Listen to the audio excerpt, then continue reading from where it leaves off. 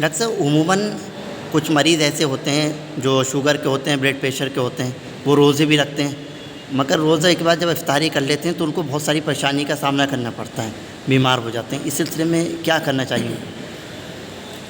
देखिए, जो शुगर है उसमें अपने मील्स को डिवाइड करना पड़ता है।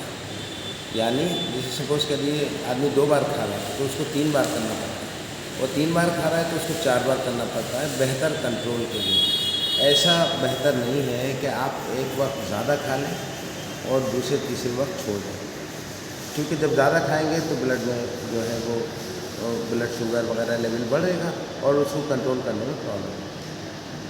तो रमज़ानों में अगर आप डिवाइड कर लें, जैसे 3 बार आप थोड़ा डिवाइड कर सकते हैं, इफ्तार पे, रात में और सहरी पे, तो वो बेहतर आइडिया रहता है, बजाय इसके कि आप बेतहाशा एक ही बार में खाने की कोशिश करें। और ख़ास तौर पे ये जो हम लोग तली हुई चीज़ें जैसे मान लीजिए समोसा पकौड़ी है या शरबत है या चावल है, शुगर के लोगों को इनसे थोड़ा एहतियात रखना चाहिए। अच्छा, ये आमतौर पे इस वक़्त डायरिया का भी मर्ज़ चल रहा है, बहुत सारे मरीज़ जो हैं आ रहे हैं, तो इससे बचने के लिए क्या करना चाहिए?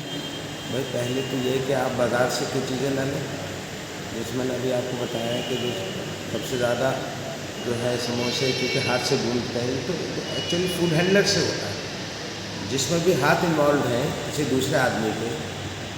जैसे समोसा है या पकौड़ी उसको मिला रहा है इसको, तो वो तो फूड हैंडलर्स के ज़रिए फैलता है, या चटनी है उसकी। तो बाहर की चीज़ें कम लें, जो दूसरे लोगों के हैंडल करने के लिए घर का ही नॉर्मल खाना खाएं और वक्त ज़रूरत इलाज। मुझे डॉक्टर मोहम्मद कहते हैं, सेवा अस्पताल में सर्जन।